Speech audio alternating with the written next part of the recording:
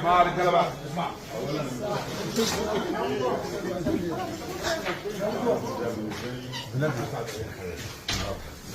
فيعني عاوزكم بس يعني ايه هنكمل كده ان شاء الله ونعمل حاجه كويسه مع بعض ان شاء الله كل حاجه تمام.